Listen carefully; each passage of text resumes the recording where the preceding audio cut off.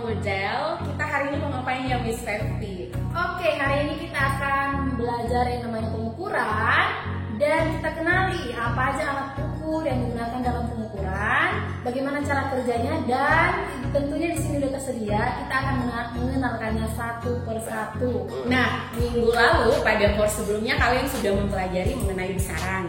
Besaran kan ada dua tuh kategorinya, ada besaran pokok dan juga ada besaran turunan. Hari ini kita mau lihat alat ukur apa aja sih untuk mengukur besaran-besaran tersebut. Tentu saja tidak semua besaran, khususnya turunan, itu memiliki alat ukur. Nah, kita mau lihat alat-alat ukur yang ada di Lab Fisika SMA Model itu apa saja. Oke, yang pertama jangka sorong. Nah, jangka sorong ini bisa digunakan untuk mengukur ke dalam bola dan bisa mengukur panjangnya balok ini misalnya seperti ini ya. Di sini juga ada namanya mikrometer skrup. Nah, mikrometer skrup ini juga alat ukur panjang, tetapi bedanya sama jangka sorong ya, tentunya lebih teliti. Contohnya itu bisa mengukur diameter dari termometer ini, bisa mengukur diameter dari termometer ini. Juga ada namanya stopwatch ya. Jadi saya berlari nih keliling lapangan ya, 3 putaran. Jadi saya mau tahu berapa lama. Jadi bisa menggunakan stopwatch. Ini ada neraca ya, neraca Oakhus ya. Di sini besar yang mau diukur itu massa ya. Jadi saya ingin mengetahui massa suatu stopwatch ini nih. Jadi saya masukkan ya. Dan bisa diukur, dari sini bisa dilihat ya, bisa terbaca. Oke, nah kalau di sini Miss Fevty ada yang pertama tentu saja tadi udah sempat ini ya diperkenalkan, ini namanya termometer. Mungkin kalian sudah sering melihat kalau ke rumah sakit sedang sakit terus mau ngecek suhu badan biasanya pakai termometer. Nah, termometer juga banyak jenisnya, beragam. Kalau yang ada di Lab Fisika SMA Model ini adalah termometer alkohol. Kemudian Miss Fevty, besaran pokok kan ada yang namanya arus listrik ya. Nah, untuk mengukur arus listrik tuh ada nih namanya alat ampermeter. Kemudian juga ini bisa digunakan untuk mengukur tegangan, hambatan ya. Ini namanya ampermeter, voltmeter.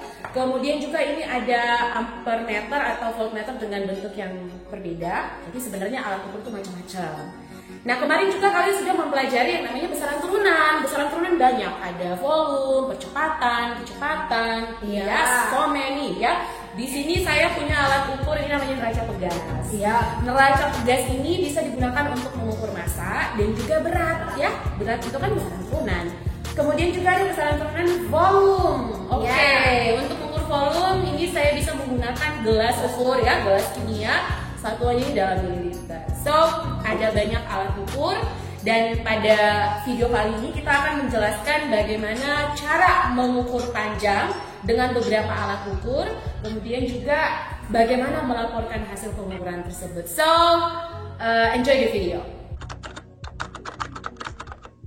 Kita ukur yang pertama itu besaran panjang dengan menggunakan jangka sorong. Yang pertama itu mengukur diameter bola ini. Yang kedua itu bisa juga mengukur kedalaman suatu gelas dengan ini ya. Dimasukkan nanti ke gelasnya. Contohnya pipa ini ya.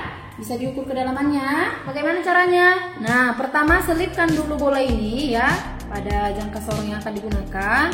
Maka ini akan terukur dan bisa dikunci ya. Bisa dikunci. Cara membaca hasil pengukuran tadi yang sudah dilakukan pengukurannya ya.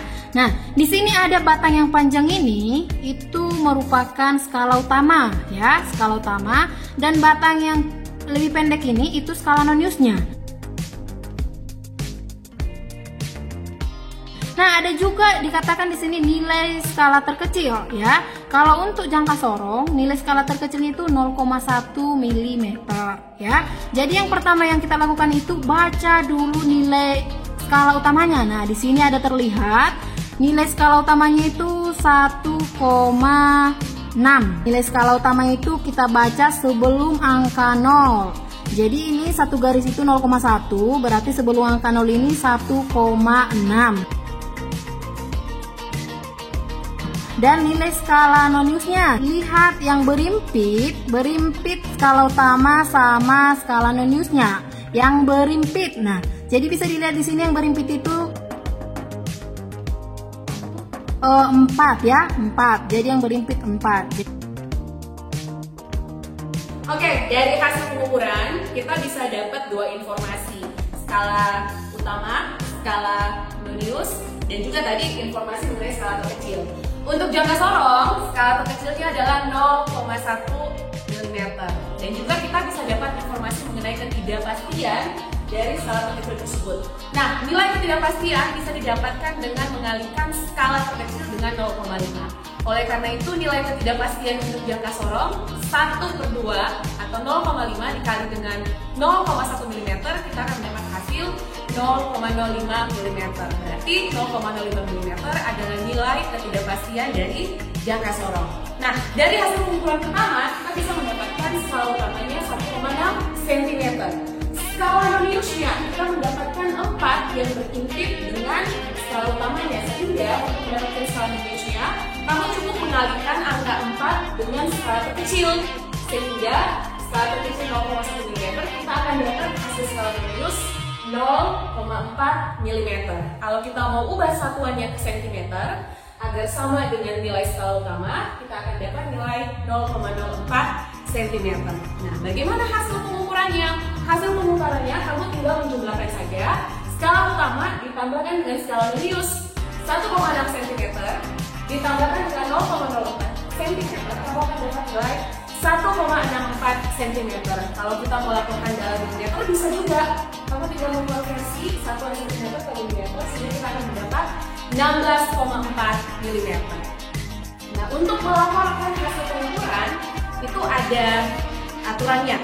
Aturannya adalah dengan melaporkan hasil pengukuran plus minus nilai ketidakpastian setengah kali skala terkecil, sehingga untuk hasilnya kita bisa laporkan 16,4 plus minus 0,05 mm. Kalau dalam aturan pengukuran, angka di belakang koma dari X dan delta X itu harus sama, sehingga laporan pengukurannya sebenarnya adalah di sini kita hanya ada satu angka di belakang koma 4, sedangkan untuk ketidakpastian ada dua angka di belakang koma, sehingga kamu harus menambahkan 0 setelah angka 4. Jadi laporan pengukuran yang benar adalah 16,40 plus minus 0,05 mm. Alat ukur panjang selanjutnya itu ada mikrometer skrup. Apa bedanya sama jangka sorong? Ini lebih teliti. Di sini saya sudah selipkan kartonnya, ya. Dan di sini hasil ukurnya sudah ada. Tinggal kita membacanya bagaimana. Jadi untuk membaca skala utamanya, kita perhatikan yang ini sebelum garis vertikal ini. Ini, ya. Berarti yang terbaca itu 1,5. Dan untuk skala nonius, nah kita perhatikan di sini ya, cara membacanya itu perhatikan garis yang berimpit antara skala utama dan skala nonius, garis horizontal ya. Nah, berarti kita bisa lihat di sini skala noniusnya itu sama dengan 25. Selanjutnya mikrometer skrup. Nah, untuk mikrometer skrup sama aja, ada skala terkecil, skala utama, dan skala nonius. Untuk mikrometer skrup, skala terkecilnya adalah 0,01 mm, jadi lebih teliti karena ketelitiannya itu lebih kecil. Nah, untuk skala utama, saat kita mengukur tebal karton, kita dapat nilai skala utamanya 1,5 mm. Ingat, satuannya milimeter, beda dengan jangka sorong. Kalau jangka sorong satuan dari skala utama cm.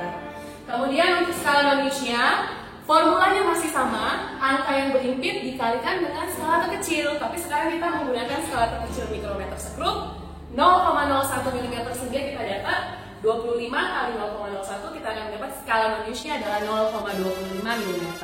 Dengan demikian, saat kita mencari hasil pengukuran, kamu cukup menjumlahkan saja berapa nilai skala utama ditambah dengan skala nonius. 1,5 mm ditambah dengan 0,25 mm, kamu akan dapat hasil pengukuran 1,75 mm. Dengan demikian, saat kita melaporkan, formulanya masih sama, X plus minus delta X, kamu akan dapat 1,75 plus minus 1/2 kali skala terkecil mikrometer skrup 0,5 dikali dengan 0,01 mm, kamu akan dapat 0,005. Nah, ingat, angka di belakang komanya harus sama. Ini ada dua angka di belakang koma. Ya, sedangkan yang ini ada 3 angka. So, kamu harus tambahkan 0 setelah 75. Jadi kita akan dapat laporan hasil pengukuran 1,750 plus minus 0,005 mm. Itulah hasil pengukuran tebal karton dengan menggunakan mikrometer screw. Selanjutnya, besaran yang kita ukur itu besaran massal ya. Ini ada alat ukurnya itu neraca Ohaus ya, neraca Ohaus 4 lengan. Di sini lengan yang pertama itu maksimumnya 200 gram, lengan yang kedua itu 100 gram, lengan yang ketiga itu 10 gram, dan yang terakhir itu 1 gram. Jadi neraca Ohaus ini hanya bisa mengukur 200 tambah 100 tambah 10 tambah 1 gram, totalnya 311 gram. Sekarang kita akan coba mengukur berapa massa stopwatch ini ya. Nah, pertama itu letakkan di sini supaya kita bisa mengatur lengannya ini sejajar dengan angka 0, maka kita menggeser beban setiap lengan. Oke, setelah kita mengatur beban setiap lengan, maka ini sudah setimbang. Kita bisa membaca hasil ukurnya ya.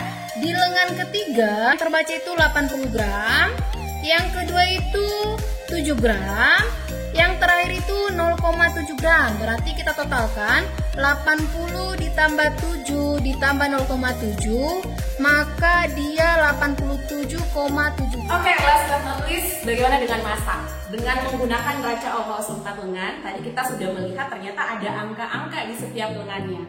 Jadi untuk mengukur hasil pengukuran kita tinggal jumlahkan saja semua angka di setiap lengan. Ada lengan 1, lengan 2, lengan 3, dan lengan 4. Tadi lengan 1 kita dapat angka 0,7. Lengan 2 kita dapat angka 7. Lengan 3 kita dapat angka 80, dan lengan 4 itu 0. Nah, hasil pengukurannya kita jumlahkan saja semua, kita dapat 87,7 gram.